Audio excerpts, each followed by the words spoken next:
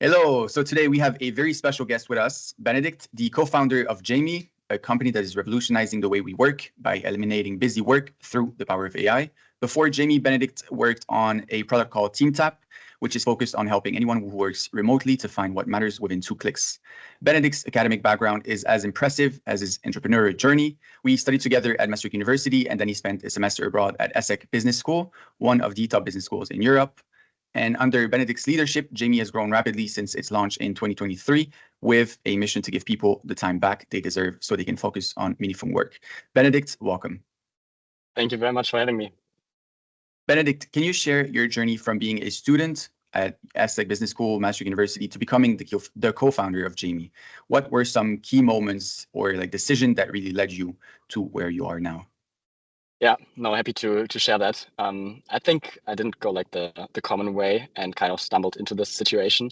So my co-founder Luis and we've met like 10 years ago while playing tennis together, and already shared this common interest of businesses and ideas in general, and therefore discussed them heavily during our doubles matches. And then we stumbled across an idea. It was in my first year in my studies at Maastricht, and Luis was about to start there as well.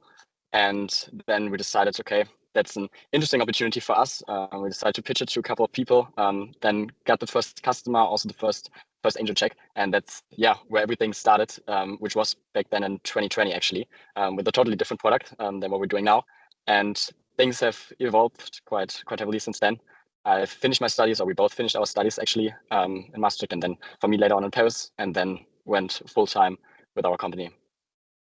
Great. So as you mentioned, you touched upon it. You've built 2 different products, and we've talked about it, TeamTap and now Jamie, both of which seem to really focus on improving work efficiency. What sparked your interest in this area? Yeah, very good question. So as you can probably tell by my age, I don't have that much work experience, despite the own company yet.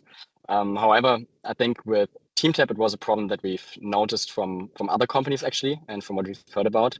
And it was quite good. We saw some progress, but then we noticed with Jamie an even bigger problem and opportunity, and also a problem back then of like automated meeting notes, which we were deeply passionate about. And I was the one when actually doing sales calls, for example, for TeamTap, and I always took meeting notes and needed to sit down after a meeting, for example, and memorize what was being said, or I needed to be distracted actually doing calls because I needed to take notes. And then Luis came up with the idea of, hey, there's this technology called artificial intelligence, and there are those large language models out there. Why can we not build a solution for that? And that's kind of how things got started in with Jamie, and we started to solve a problem actually for ourselves, which was in retrospective very important to me. So I think that's where very much more passion came in than solving a problem for someone you don't really know, to be honest. That's awesome. I recently read a book that says fall in love with the problem, not the solution. And it seems like that's exactly what you've done. And so Jamie's mission is to, as you just mentioned, eliminate busy work by applying AI. Can you explain how Jamie's AI works and how it differs from different AI companies that may do something similar? Yeah, happy to. So we are heavily focused on meetings because we see that with meetings, there comes a lot of busy work, and there are a lot of repetitive tasks happening in meetings or before or after meetings that can be automated through AI. And what Jamie now does at the moment, it's an AI meeting assistant, which you can start at the beginning of a call or even at an in-person meeting. Jamie will then listen to the conversation and afterwards extract all the action items, the decisions for you, and give you a detailed summary, which can also be customized, and a transcript. Furthermore, you have an LLM connected to it, so you can also ask any questions about all your past meeting conversations. And that's what we're doing now. There's no need for a bot to join a meeting, and it also works at in-person settings and can be heavily customized so that you can actually, have it write the notes and the structure that you want them to be. Awesome. And so it sounds great. Did you face any challenges when launching Jamie as an AI-based meeting node? Especially like if I'm thinking about, because you guys are based in Berlin, Europe is not the most tech, advanced, how about say? So did you guys face any challenges when launching Jamie? Yeah, I think there are always many different challenges, some bigger than others, of course. But what we did, which was challenging, but also I think in retrospective the right decision, is that we launched very early with the first version. So it was actually back in 2022 when we launched the first version of Jamie.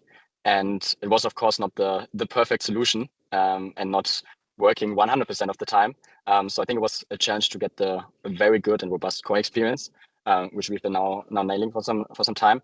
And yeah, I think it's a challenge on the one side, but I think it's also tremendously important to launch an early version first and to get customer feedback. One thing, for example, that we did is I, in the beginning, onboarded a couple of hundred customers personally in a quick feedback call or in a quick onboarding call, and then after a week, a quick feedback call, which was very important to us to get the learning of what's needed actually to build a product that works well in the work environment. That's really cool. So Jamie has grown rapidly. You just said like you had you onboarded 100 customers in the first few months. Can you share some key strategies that you guys built to contribute to this growth? Yeah, I think we focused a lot on organic growth at the beginning, especially. So we did a lot of SEO, for example, which worked very well early on.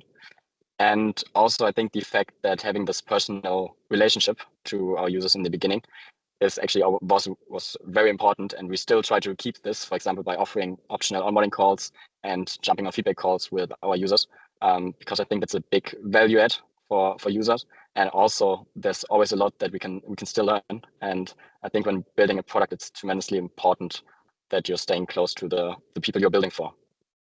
Yeah, that's really crucial.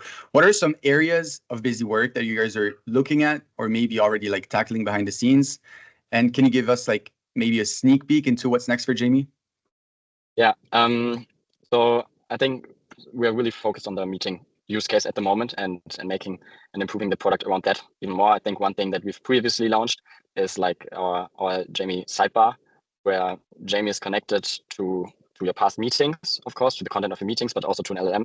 And you can simply, with one shortcut, open it up and ask it any questions. So, for example, what were the 5 key takeaways for my last 10 sales meetings, for example? And Jamie will give you an answer based on your past meetings. And it also has the opportunity to capture the screen in addition to that. So it's very context enriched. I think this is something we're also improving further, of course.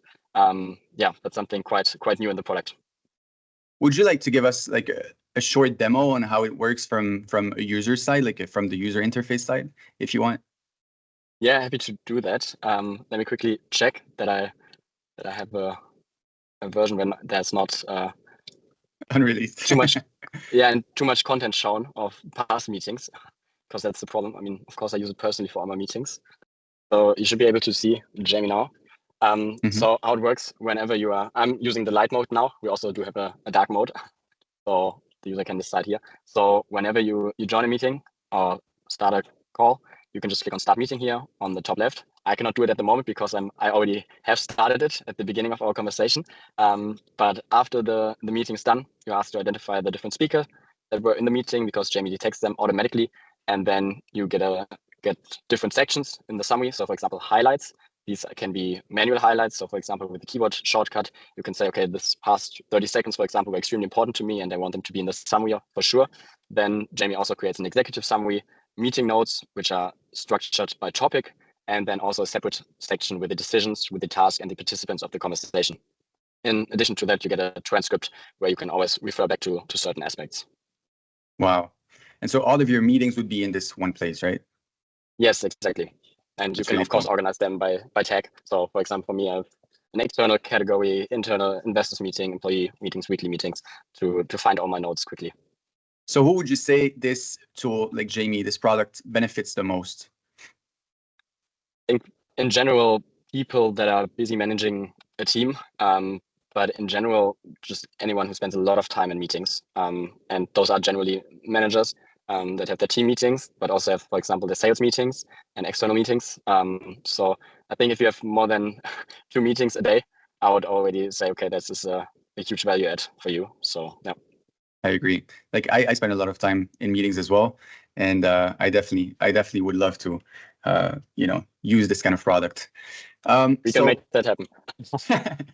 Another question that I have is Europe, I think, recently passed the AI Act, which is they're trying to make sure AI is really regulated and everything is fine, especially with data. We know how Europe is really quite strict on that matter. How do you guys at Jamie tackle this these regulations?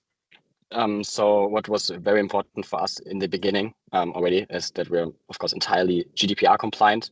Also, there's no audio data being permanently stored, which is quite crucial.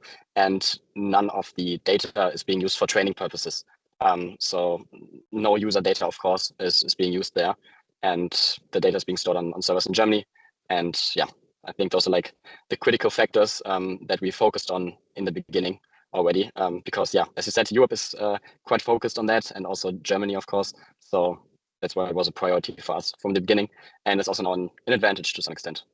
Yeah, and I think that's important for a lot of people that are considering, for example, using a product like Jamie. You know, that's really comforting to know that. So how do you personally, Benedikt, see the future of AI in the workplace? What role do you see or envision Jamie playing in the future, or in general, maybe AI, if you want to talk about that? Yeah. Well, in the future, I hope Jamie will become a crucial part of every busy manager's work stack, pretty much. I'm quite confident on that. In general, I think AI will just be a huge productivity driver if it's used correctly, and if there are, for example, clear guidelines set. And also, I believe there's a lot of education that needs to be done within companies. So that actually, it's just a feeling of mine. I don't have like any stats on it, but from what I've seen, I mean, also many people are still afraid to use AI because there were some negative views, of course, in the past. And there's always, if there's something new, I think for many, the first response is being afraid. So I think there needs to be a lot of education done within companies. But if this is done correctly and then also technology is used in a smart way, I believe it would be a huge productivity driver. And I think we already see this in many organizations that are implementing AI and that report some either crazy time savings, cost savings. So yeah, I think you probably have the same opinion on that, right? Fully agree. I think education is really key. And I think that's also part of the goal of this podcast, is like to really educate people and to have guests like you who can educate, you know, and share their positive vision on it. So how do you guys at Jamie tackle this education problem? Yeah, I think pretty much 3 pillars. I mean, actually 2. So we're producing a lot of content on the topic, either on our blog. So it's jamie.ai. We have like a blog with a lot of content on that. But then also, I think the even more important aspect is that we talk to everyone who wants to talk to us personally. So you have the option to schedule a demo, for example, on our website, where you get directly connected to one of our team members, and where you can ask any questions. You can, of course, we can talk about your concerns. And I think this is something which, of course, creates trust, and it's very important in terms of education. Yeah, that's really cool. And finally, what advice would you give someone, or even aspiring entrepreneurs like you, who want to leverage AI to solve real problems? What kind of advice would you give them? Yeah, I think my advice is not focused on AI in specific, but more in general. One thing that we've done wrong in the past, and which were some learnings, is that you willing to validate ideas. And what I mean by that is not just asking people, hey, what do you think about this if we would build it? Because in the end, everyone is going to be nice and say, hey, that's super interesting. Reach out to me once you build it. And I think taking this for validation is a big mistake that you can do. So I think either you launch something quickly with an easy MVP, if that's possible, and try to spread it and see if people actually use it, and if they don't, why they don't use it. And second option is then, if the product, for example, takes longer to develop, to sign contracts actually before that, because if people put money down for the product that you plan to build, that's the biggest validation that you can get. So yeah, I think very much focusing on validation is something which I would encourage anyone to do. Yeah, that's really valuable advice. And then I would like to give you the floor to say just anything about you, Jamie, or really anything you want. I'd just like to give you the floor now. Yeah, cool. Thank you. Yeah, I mean, also, if anyone of the listeners wants to get in touch, has any questions, wants honest feedback, feel free to reach out to me. And of course, if you see yourself being stuck in meetings and spending a lot of time in there, feel free to use Jamie. We also have a nice affiliate program. So if you say, hey, maybe that's not for myself, but I like the product, and in general, you can actually earn some revenue share on that. So yeah, please get in touch via LinkedIn or email, which you can put maybe in the show notes. And sure. Yeah, thanks a lot for having me in this podcast. Thank you so much for joining, Benedikt. It was truly valuable, and I think Jamie is a really good product. So I definitely recommend to anyone listening. Thank you, Benedikt. Cool. Thank you very much.